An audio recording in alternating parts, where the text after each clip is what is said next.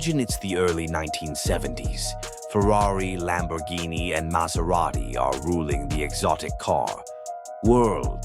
Sleek mid-engine machines dominate posters on teenage bedroom walls, symbols of power, prestige, and pure speed.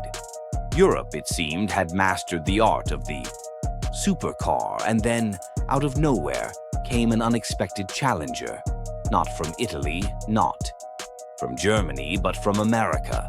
This wasn't Ford or Chevrolet. It wasn't even Chrysler.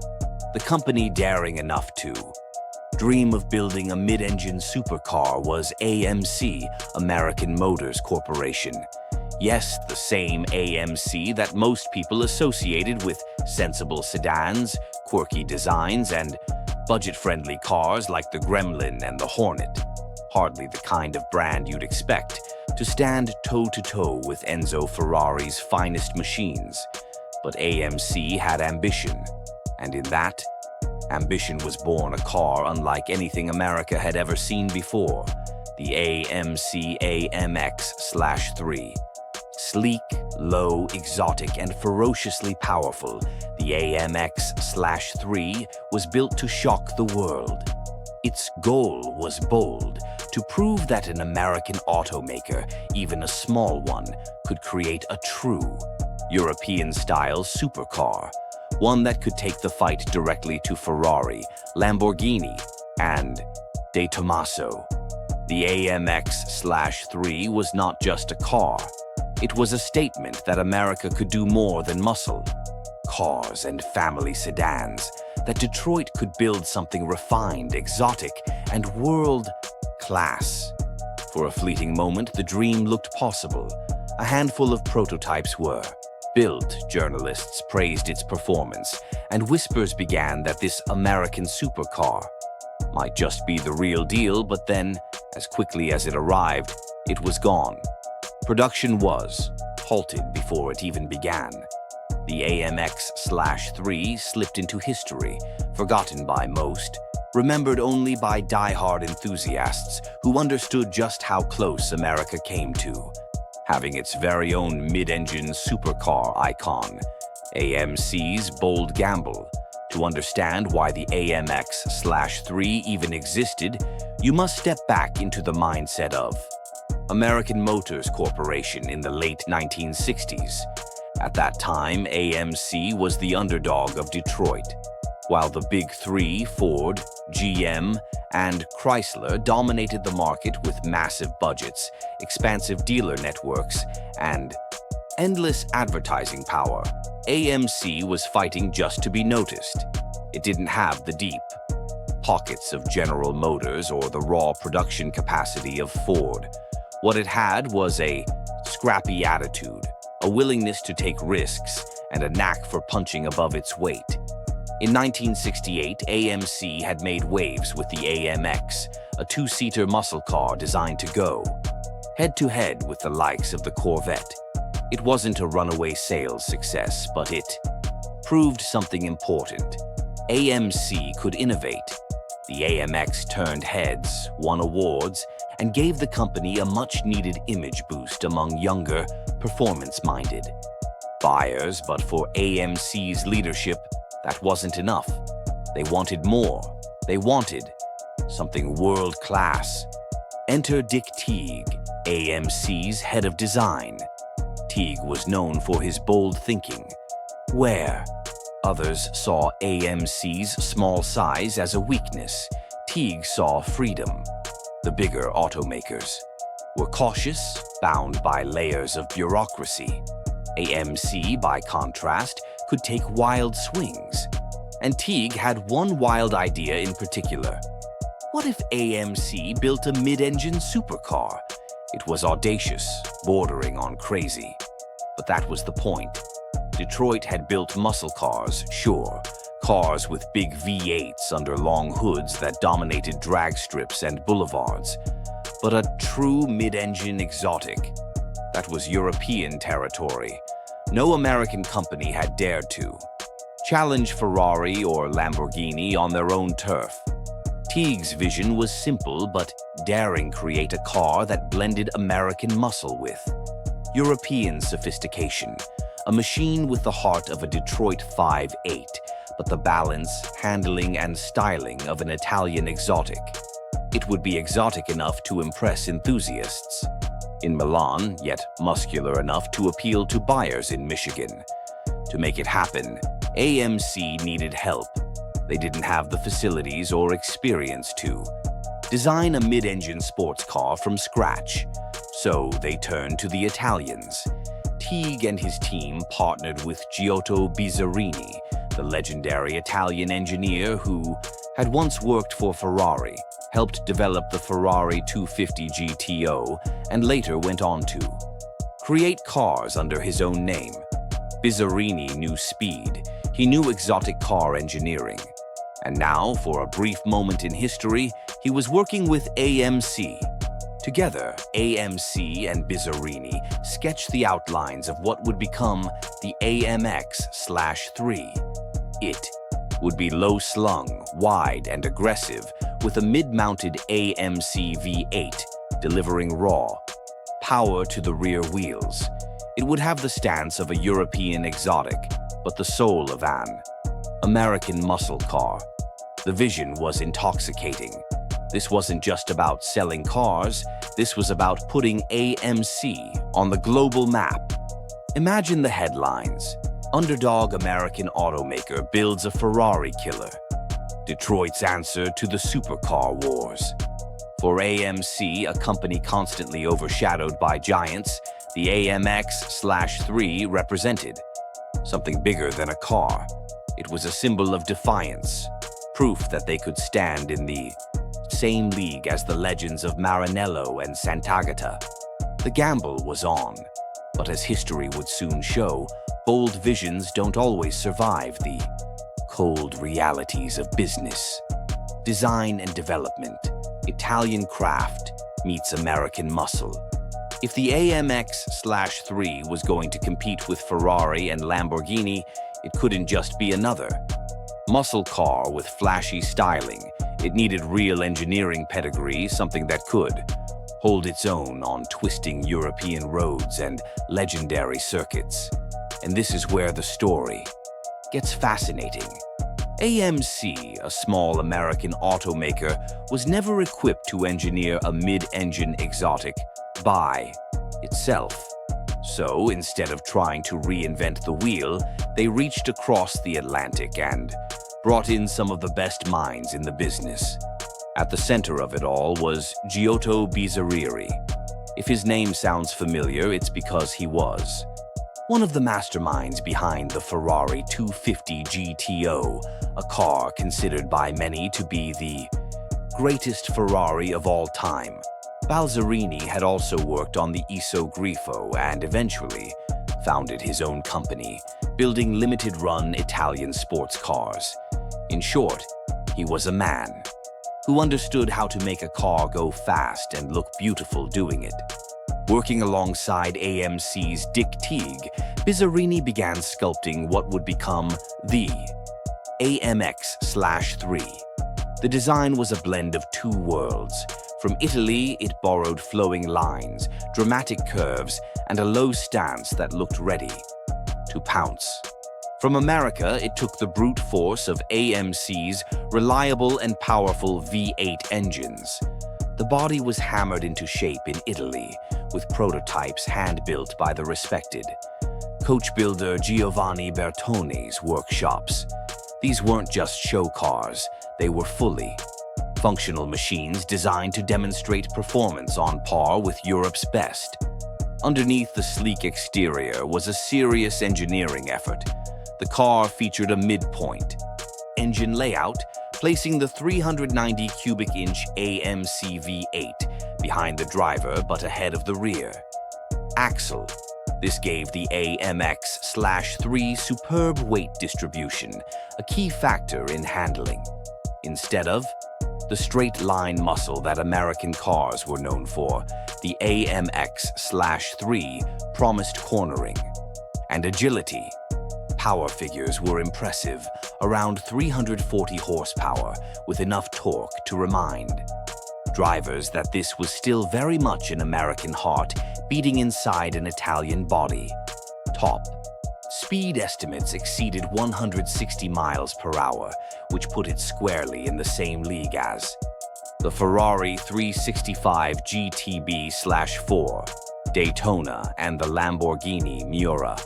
The suspension and chassis were carefully tuned, with input from Italian engineers to ensure it could carve through roads that muscle cars usually feared. The styling, too, was stunning.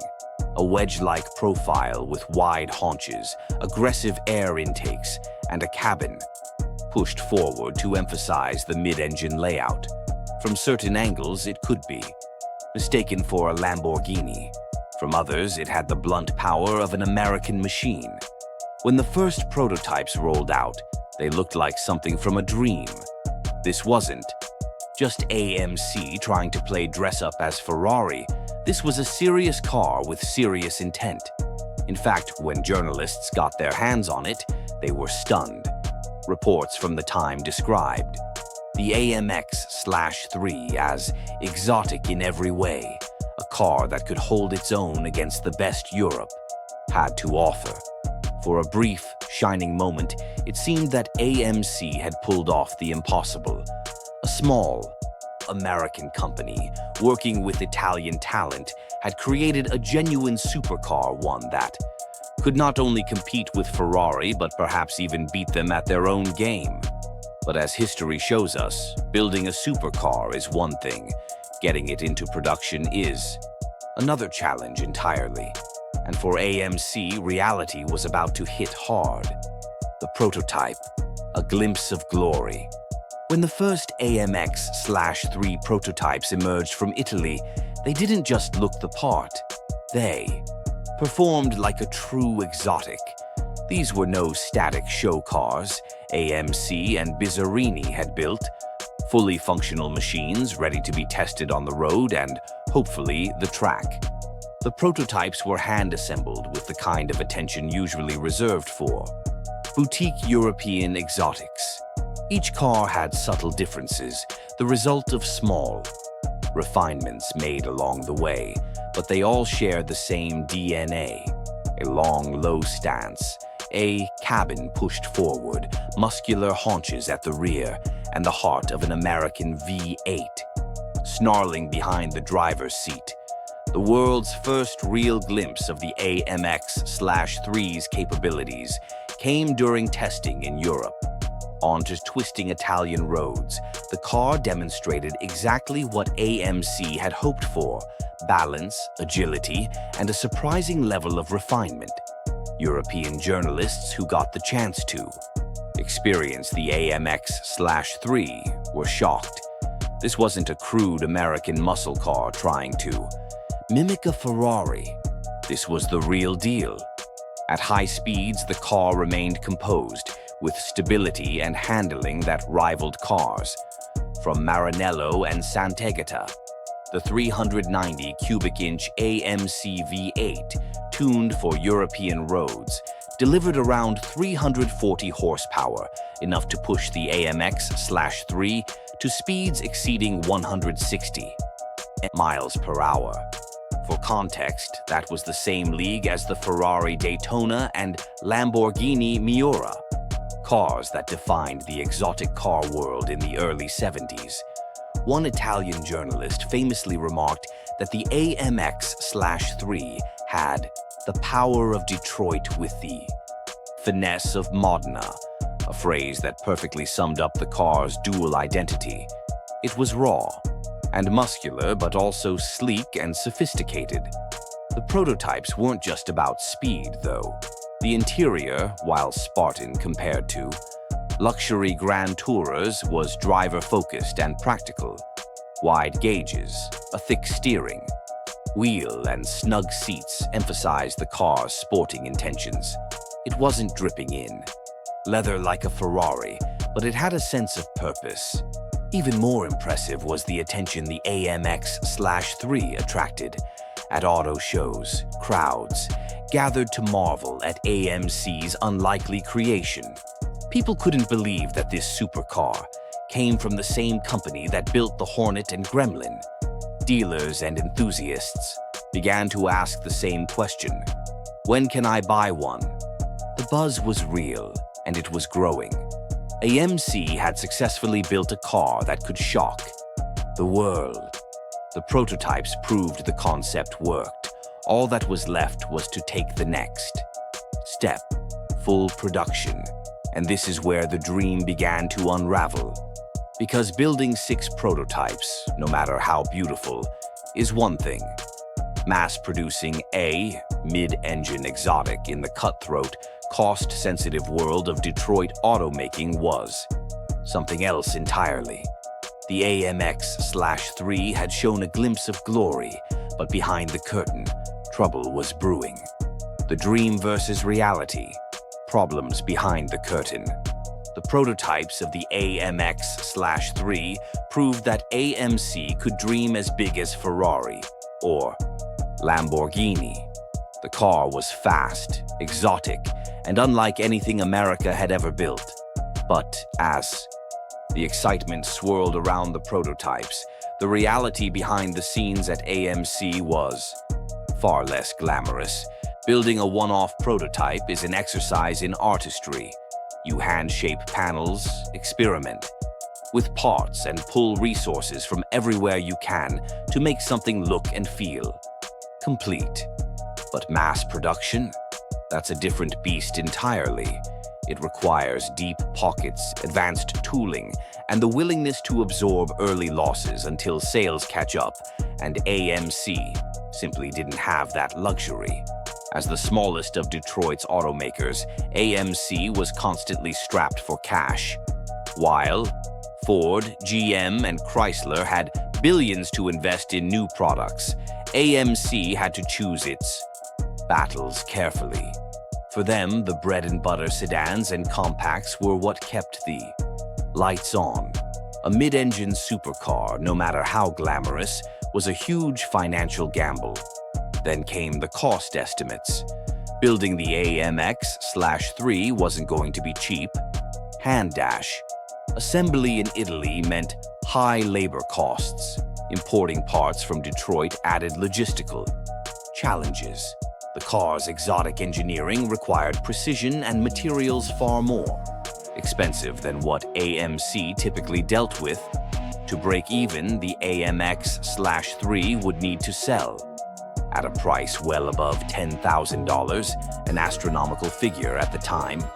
For comparison, a brand dash new Corvette cost under $6,000.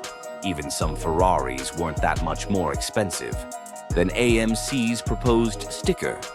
AMC executives began to panic. Would buyers really spend Ferrari money on a car built by AMC? The very name that made the AMX/3 so unique also worked against it. Ferrari, Lamborghini, Maserati. Those names carried history, mystique, and prestige. AMC, on the other hand, was known for family cars and economy models, convincing wealthy buyers to put down exotic money on an AMC was a near-impossible task, and then there was timing. The early 1970s were a volatile period in the car industry. Safety and emissions regulations were tightening. The U.S. government was beginning to demand cleaner engines and safer designs, both of which would require expensive modifications to the AMX/3. On top of that, whispers of an oil crisis were already starting to ripple through the industry. Consumers were beginning to worry about fuel prices, and a thirsty mid-engine V8 supercar wasn't exactly what the market seemed to want. Within AMC, debates raged. Enthusiasts in this company, led by designers like Dick Teague, begged management to take the risk. They argued that the AMX/3 could transform AMC's image, giving them credibility on a global stage. But the bean counters pushed back. They looked at the balance sheets, the looming regulations, and the uncertain market, and they saw only red ink.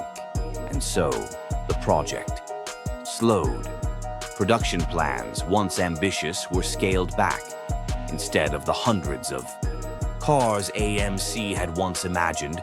Talk shifted to a handful, then to none. By 1970, the writing was on the wall.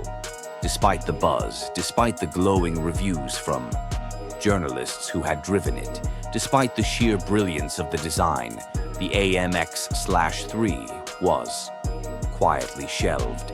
No grand announcement, no dramatic cancellation, just silence.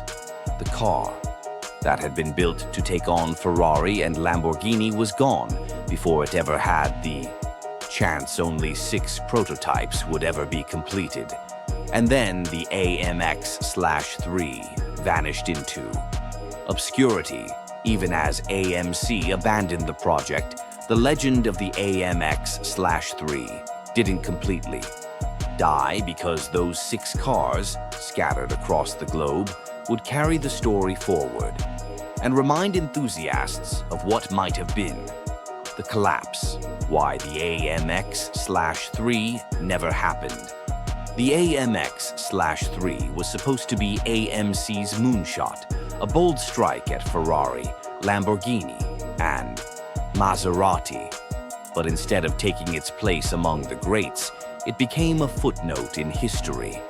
To understand why, you must look at the storm that swept over AMC in the early 1970s. At first, the momentum was there. The prototypes were stunning, journalists raved, and the performance figures turned heads. But for AMC's leadership, the question wasn't could they build it, it was could they sell it and survive doing so. The problems stacked up fast. Number 1, the price tag problem. As development costs ballooned, the AMX/3's estimated retail price climbed to $12,000. $15,000. That meant it would cost double a Corvette and sit shoulder to shoulder with exotic Italians, but buyers spending Ferrari money didn't want an AMC badge. Prestige mattered, and AMC simply didn't have it. Number 2, AMC's fragile finances. Unlike GM or Ford, AMC didn't have billions to burn on a risky project. Their profits depended on economy cars like the Rambler and Hornet, diverting resources to a low-volume supercar risked sinking the whole company. Internally, accountants argued it was financial suicide. Number 3, regulations closing in. The U.S. was beginning to enforce strict emissions and safety laws.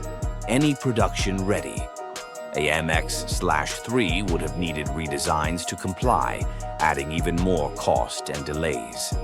By the time it was ready, it would have already been outdated compared to rivals. Number 4, the oil crisis storm. By 1973, the oil embargo rocked the automotive world. Fuel prices spiked, gas lines formed, and muscle cars began to die off. A thirsty mid-engine V8 exotic suddenly looked like the worst possible investment. AMC had to pivot hard into economy models just to stay alive. All this collided to kill the AMX/3 before it ever reached production. Officially, AMC never made a dramatic cancellation announcement. The project just faded. Meetings stopped. Budgets were pulled. Focus shifted elsewhere. By 1971, AMC had abandoned its supercar dream. Only 6 AMX/3 prototypes were ever finished, built partly in Italy and partly in the US. They were tested, photographed, shown to the press, and then scattered into private collections. For AMC, it was the end of an era. The company that had dared to think like Ferrari went back to building practical family cars. Within a decade, AMC itself would be struggling for survival, eventually swallowed up by Chrysler. But for car enthusiasts, the story didn't end there, because those 6 AMX/3s refused to disappear. Over the years, they resurfaced at auctions, museums, and private garages. each one a tangible reminder of what might have been. The AMX-3 didn't fail because it was a bad car. In fact, it may have been too good, too advanced, too ambitious, and too expensive for a company as fragile as AMC. It was a supercar trapped in the wrong place at the wrong time, and that's why today it's remembered not as a failure but as a forgotten legend. Legacy of the AMX-3, a forgotten American exotic. Though AMC shelved the AMX-3, the car's spirit never truly died. Instead, it became a ghost that haunted enthusiasts, a vision of what could have been if America's smallest automaker had dared to finish what it started, the collector's gem. Of the 6 completed AMX-3 prototypes, most survived. They fell into the hands of collectors who recognized their rarity. At auctions decades later, these cars shocked bidders. Instead of being forgotten oddities, they commanded 6-figure prices, placing them firmly in exotic territory. Owners didn't just see a car, they saw a piece of alternate history, a symbol of American audacity, a supercar before its time. Looking back, many automotive historians argue the AMX-3 was a decade ahead of the curve. In 1970, America wasn't ready for a $15,000 exotic, but by the late 80s and 90s, cars like the Acura NSX proved there was a market for accessible supercars. The AMX-3 showed that Americans could build something to rival Ferrari and Lamborghini, long before Detroit tried again with projects like the Ford GT500 in racing, or the later Dodge Viper. Cultural impact. Even though the AMX-3 never hit the streets in numbers, it carved out a mythology. Car magazines of the era kept referencing it as the car AMC should have built. Today, it's celebrated at concours events, where its sharp Italian design and American V8 rumbles still draw crowds. The what-if factor.